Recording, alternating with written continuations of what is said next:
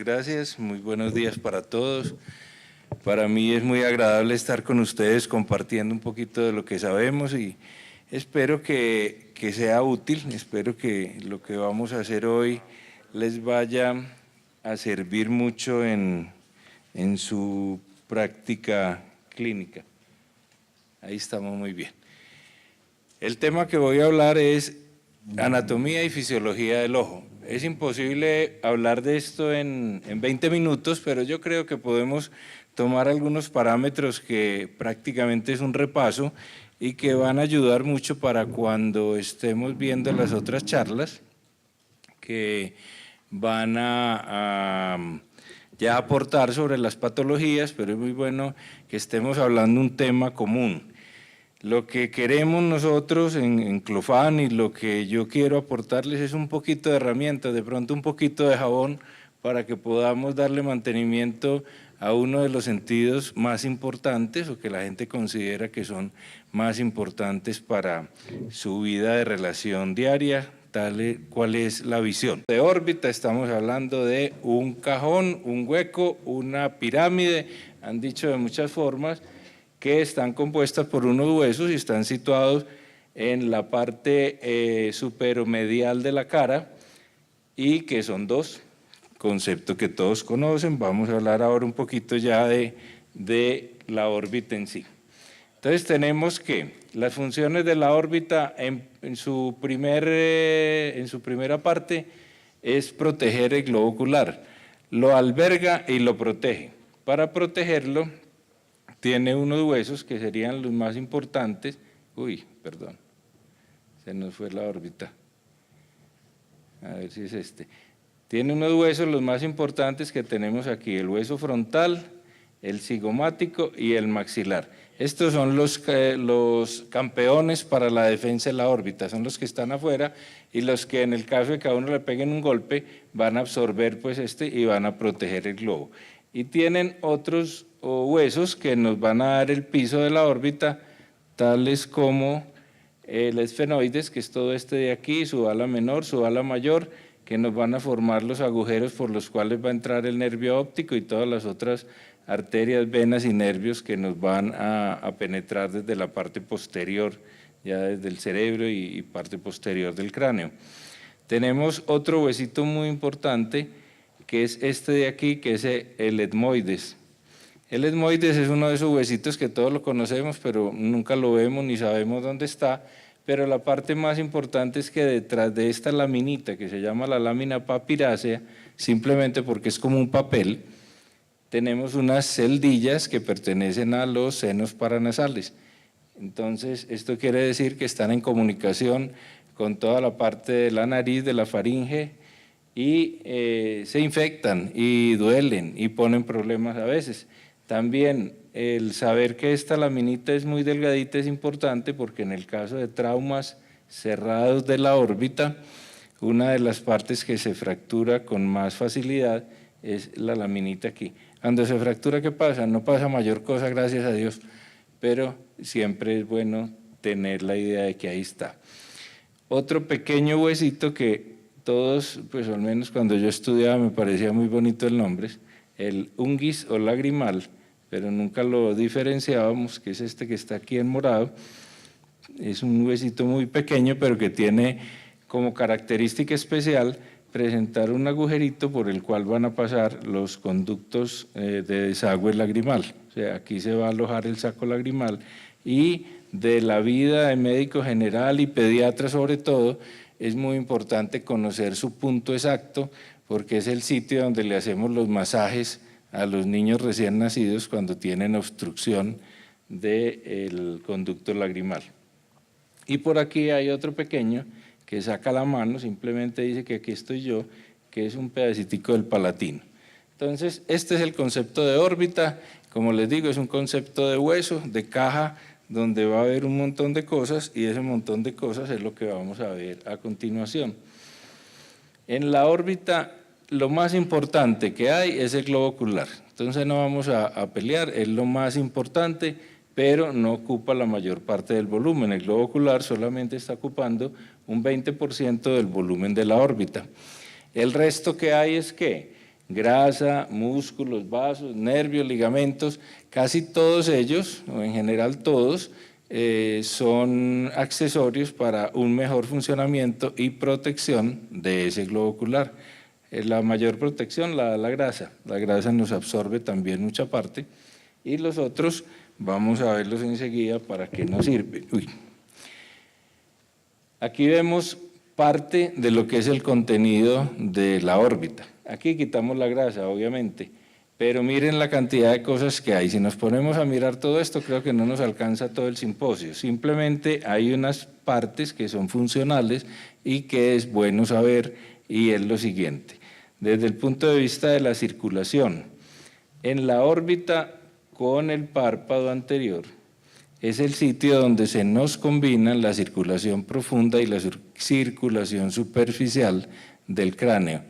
Aquí tenemos esta área del párpado que es irrigada por la arteria facial, y toda la parte de atrás y mucha parte o casi todo el globo prácticamente viene de la arteria carótida interna. La arteria carótida interna nos da unas pequeñas ramitas por aquí, la oftálmica, y cuando ella entra nos da una ramita por acá pequeña que se viene con el nervio óptico y que es la arteria central. Y nos dan otras pequeñas ramitas, unas que se meten por aquí por esta parte, que se llaman las ciliares cortas, y otras aquí que acompañan los músculos rectos, que se llaman las ciliares largas. Las ciliares largas nos van a dar toda la circulación de la parte anterior del globo, y las ciliares cortas van a ayudar en la circulación del segmento posterior del globo. ¿Qué más vemos aquí? En cuanto a los nervios, vemos que está el nervio óptico, que es el gran campeón de toda esta parte de la órbita, con un recorrido orbitario de 2,5 centímetros, 3 centímetros, y hay otra cantidad de nervios que son motores y que son sensitivos. En las ramas motoras tenemos el motor ocular común, el patético, que es el que nos va a mover el oblicuo superior, y el motor ocular externo para el recto medio externo, el que nos ayuda a mirar con el ojo para afuera. Y la parte ya más sensitiva está por el trigémino en su rama oftálmica y en su rama maxilar, que es muy importante tenerlo en cuenta, porque por ejemplo la rama maxilar por aquí nos da unas ramitas para los nervios de los dientes. Entonces hay que considerar que todas estas estructuras nerviosas que se nos combinan en un solo tallo nos pueden originar dolores referidos. Los dolores referidos es aquel paciente que llega con el ojo, con dolor en el ojo, pero es un ojo tranquilo, que no está ni colorado ni está viendo mal, y uno tiene que empezar a pensar que el dolor se origina en otra parte, que puede ser fundamentalmente en los dientes o también en los senos paranasales. Entonces la razón de esos dolores referidos es que todas esas ramas, casi toda la cara y el ojo no es la excepción, están inervados por el trigémino. Las venas se comportan un poquito distinto, aquí me brinqué, me la había brincado en la circulación, pero es el momento de decirla, pero también es muy importante porque las venas nos van a drenar mucha parte de los párpados. Entonces, concepto anatómico importante, triángulo de la muerte, los extremos de las órbitas, el centro de la nariz, drenan hacia los senos venosos, seno cavernoso por allá del cerebro en esta parte, que nos van a producir un flujo venoso muy lento y por lo tanto partículas infecciosas, entre ellos estafilococo cuando nos estripamos barros o cuando estripamos los orzuelos, se nos pueden ir como pequeños émbolos y al llegar a un flujo venoso más lento, hacer abscesos cerebrales. Por eso se conoce como triángulo de la muerte. Entonces, principio, nunca se estripen nada en esa parte porque puede resultar muy peligroso.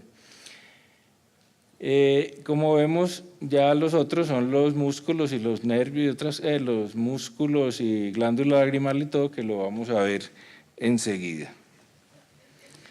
Movimientos del ojo. Entonces, el ojo, ¿cómo se mueve? ¿Qué hay también en la órbita?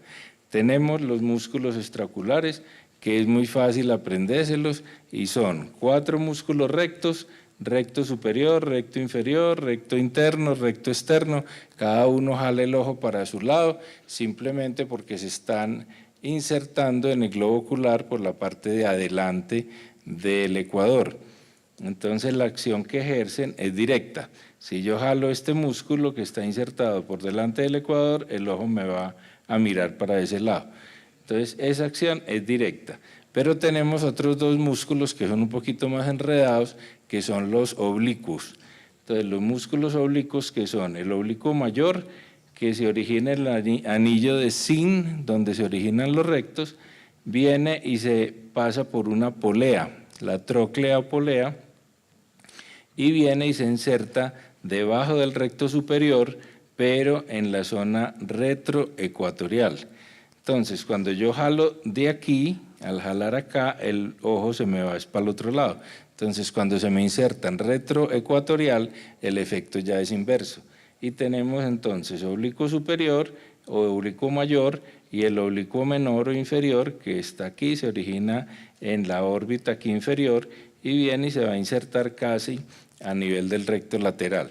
También hacen la misma función y por la forma en que están llegando al globo, además de mover el ojo hacia abajo o hacia arriba, el principal papel es la ciclotorsión, o sea que hace como un medio giro. Aquí vemos la parte de los movimientos, entonces nos llama la atención ninguno jala hacia arriba, ninguno jala hacia abajo, no, lo que pasa es que la órbita como componente óseo, que habíamos dicho que era una forma de pirámide, son inclinadas. Entonces, la acción de los rectos están un poquito influenciadas por la posición inclinada de la órbita. Entonces, no son acciones puras. Además, cuando yo miro alguna parte, siempre están funcionando más de un músculo, que son 2 músculos del mismo lado o más que me van a dirigir el ojo hacia donde yo lo quiero dirigir. Y me funcionan en el lado opuesto, lo que llaman músculos yunta, que es que si yo miro para afuera, este tiene que mirar para adentro y me tiene que relajar los músculos que están al otro lado para que el globo ocular pueda hacer su movimiento como debe ser. Como les digo, todo esto por la forma piramidal e inclinada de las órbitas. Seguimos con la órbita y ya vamos poniéndole un poquito más de carne y encontramos otra parte que es muy importante y que se nos olvida mucho, que son los ligamentos. Entonces, hay un ligamento que es el papá de todos, que se llama aquí, que es el septum orbitario. Este septum orbitario, ¿por qué es tan importante? Porque nos mantiene adentro todo lo que está adentro de la órbita y nos separa la parte externa de la órbita de la parte interna. Cuando yo tengo, por ejemplo, una celulitis orbitaria, si está del septum hacia adelante, es una celulitis externa, hay que ponerle mucho cuidado, pero no es tan peligrosa. Si está del septum para atrás, tengo una celulitis orbitaria interna y es algo ya de hospitalización y de muy alto riesgo. Este es un ejemplo pues, de lo que, aparte de servir para contener el material, también contiene infecciones y demás. Tenemos estos pequeños ligamentos al lado y lado que se llaman ligamentos cantales, se nos van a sostener fundamentalmente los párpados y la estructura del párpado está dada por esta parte de aquí que se llama el tarso, tarso superior, tarso inferior. Entonces el ligamento cantal se pega al tarso y el otro al tarso y hace que el ojo tenga su forma. Si cortáramos los 2 ligamentos cantales, el ojo quedaría prácticamente redondo. En ese tarso superior también se nos va a insertar este otro musculito que también se origina atrás en el anillo de Zinn y se considera como músculo extraocular, que se llama el elevador del párpado superior. El elevador del párpado superior es muy importante porque es el músculo voluntario, o sea, yo abro el párpado, cuando yo abro el párpado porque lo quiero abrir, se me abre porque tengo tracciono el elevador del párpado superior, pero también en el párpado funciona otro pequeño musculito que ya es de tipo involuntario, que es el que funciona cuando uno se asusta o cuando uno se enoja, y es cuando le dicen que si abre el párpado le echan goticas, es más ese musculito que se llama el músculo de Müller. Es un musculito involuntario muy pequeño que está ahí a nivel del párpado. Aquí también vemos que esta parte tarsal nos va a separar la glándula lagrimal principal que está aquí en una parte anterior, otra posterior que se llama palpebral, y a veces esa lágrima pone problema y uno levanta el ojo aquí y ve una cosa amarilla colgando ahí y muchas veces es ptosis de la glándula lagrimal. Esos son como los ligamentos más importantes. Y ahora pasamos a otro concepto que también es fundamental. Toda la vida hemos visto y nos dicen que el ojo se asemeja mucho a una cámara de fotografía y eso es muy cierto. Entonces, la cámara de fotografías, pues más o menos modernas, porque ya hay unas, ya los celulares las desplazaron, pero constan de dos partes, una que es el cuerpo y otra que es el lente. El lente, esta parte de aquí adelante, puede corresponder a esta parte del ojo, que se llama el segmento anterior del ojo. Y la parte del cuerpo de la cámara puede ser esto que se llama el segmento posterior del ojo. Entonces, el ojo lo podemos dividir en dos segmentos, segmento anterior y segmento posterior. En el segmento anterior están los lentes que nos enfocan la imagen. En el segmento posterior está la película, que es la retina, que es la que nos procesa la imagen. La reina del segmento anterior es la córnea, que es la parte anterior y transparente del ojo, muy resistente y que le damos bastante palo cuando no usan gafas de seguridad. Entonces, la córnea que estaría aquí nos limita esta parte del ojo y detrás de la córnea, esto que es el segmento anterior, lo vamos a dividir en dos partes a su vez. En cámara anterior, que está del iris hacia adelante, y cámara posterior, que está del iris hacia atrás. En la cámara anterior hay un compuesto que es muy importante, que se llama el humor acuoso, que es el encargado de darle el tono al ojo. Cuando ese desagüe del humor acuoso se estorba o se produce mucho, la presión del ojo se va a aumentar. Y si se disminuye, se va a disminuir también la presión. Tiene una circulación desde los procesos ciliares donde se produce, viene por la cámara posterior, pasa por la pupila, viene a la cámara anterior y viene a este otro rinconcito que se llama el ángulo camerular, que es donde están todos los desagües de ese líquido. Miremos con un poquito más de detalle. Ya les decía que la circulación del humor acuoso se parece a un lavamanos, hay agua que le entra, que hay humor que se produce, hay un desagüe, aquí también hay un desagüe, y la obstrucción o el mal funcionamiento de cualquiera de las dos partes nos puede llevar a un glaucoma, que es el aumento de presión. Mejor dicho, el glaucoma es el daño que produce el aumento de presión del ojo. El ángulo camerular es muy importante tenerlo claro, y aquí vemos un corte histológico donde vemos la raíz del iris, donde vemos la córnea con un tejido muy organizado acá, y aquí ya comienza la esclera. En el ángulo camerular hay una partecita que equivale a la rejilla del lavamanos, que es el trabéculo. A través de él pasa el humor acuoso, pasa al desagüe, que es este, que se conoce como canal de Slem. Y el canal de Slem nos va a llevar ese humor hasta la circulación venosa. Aquí hay otro componente importante del segmento anterior, que es el cristalino. El cristalino desde que nacemos empieza a envejecer, empieza a guardar sus propios residuos, se va volviendo más rígido, más opaco, y es el encargado del enfoque de la imagen entre cerca y lejos. Por eso, cuando esto se nos va poniendo más rígido, vamos perdiendo la capacidad de ver de cerca y llega la cejuela. Se fue la juventud y el cristalino se puso más rígido y ya hay problemas con esa visión. El cristalino a su vez está pegado por estas fibritas que se llama la zónula a esta parte que es el músculo ciliar, que es el encargado de ese enfoque. Y ya pasamos a la otra parte, a la parte del cuerpo de la cámara que se conoce como segmento posterior. En el segmento posterior básicamente está la película, que es la retina, una capa que se llama la coroides, que la nutre, y lo que lo sostiene a todos, que es el vítreo. El vítreo simplemente es una gelatina que llena esta parte, que es la cámara posterior, y es el encargado de darle soporte a la retina, y la coroides sí está más pegadita, pero la retina fundamentalmente. La retina tiene, como ya se acuerdan, 10 capas que no se las aprende nadie, pero que básicamente empiezan con el epitelio pigmentario, y este epitelio pigmentario está muy mal adherido de la capa que sigue, que es la capa de conos y bastones, y por eso el desprendimiento de retina. Cuando la retina se perfora, se va a producir cuando el vítreo líquido empieza a entrar y a desprenderla. Los otros son unas capitas de relevos de neuronas, porque la capa de conos y bastones es tan especializada que no alcanza a llevar esa señal al cerebro. Este es otro corte, pero ya vemos esta parte de aquí, epitelio pigmentario, de aquí para allá, retina.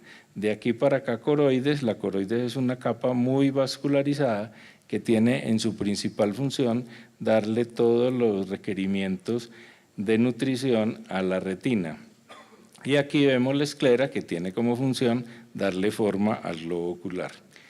En el centro de la retina atrás hay una parte muy especializada, que es lo que conocemos como mácula, que simplemente hay una gran cantidad de conos, de la capa de conos y bastones, y muy poquitas de la capa de fibras del nervio.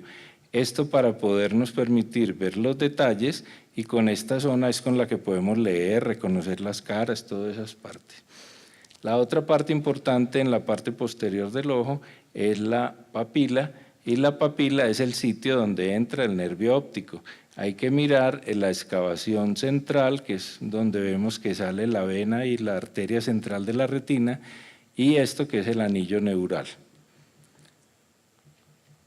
Esa imagen, pues esa papila más adelante, o el nervio óptico que sale de allá, va a venir y se va a entrecruzar en el quiasma óptico. Entrecruzan la mitad de las fibras, las otras mitades externas siguen derecho, vienen aquí, centros de relevo, y llegan a la cisura calcarina, donde vamos a tener una imagen, pero hasta ahí esa imagen no nos dice nada. Ya para poder saber qué es esa imagen necesitamos un poquito de cerebro para poder llegar a lo que se llaman las zonas de interpretación visual, que es un proceso bastante complicado.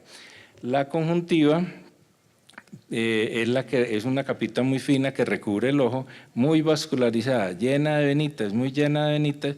Cuando todos esos vasitos se dilatan, es lo que nos va a formar el ojo rojo, del que nos va a hablar Juan Pablo ahora. Pero importante en la conjuntiva entender que hay un fondo de saco superior y un fondo de saco inferior. Y hay una conjuntiva que se llama conjuntiva vulvar, la que recubre el ojo, y una que se llama conjuntiva tarsal, que es la que recubre el párpado. En la conjuntiva también hay un par de accidentes que es muy bueno que lo sepan para cuando describan alguna lesión. Y son este bolita de aquí, que se llama la carúncula, y este plieguecito de aquí, que se llama el pliegue semilunar. Hay una cierta tendencia a confundir las dos estructuras, pero son estructuras diferentes. Los párpados, ya para terminar, es los que nos van a proteger el ojo, y aparte de tener una función de protección, como está aquí, y con su cuerpo que es el tarso, tienen una función también en la producción de la capa lipídica de la película lagrimal, que nos va a lubricar el ojo. Y el párpado es el encargado de bajar, parpadear, humedecerse en el lago lagrimal y regar bien la lágrima en toda la zona de la córnea principalmente, que es la que tiene que estar más lubricada. Ya después de que la lágrima es utilizada, viene por el canalículo superior o canalículo inferior, los dos vienen, se juntan y llegan a esta estructura que se llama el saco lagrimal, que como les decía es el que vamos a apretar al masajear en el unguis o lagrimal, para que los niños que tengan obstrucción en este punto, que es la válvula de Hafner, la rompan y pueda salir sus lágrimas sin ningún problema. Ese era el mensaje que les tenía para hoy. De todas maneras, muchas gracias, espero que sea de utilidad.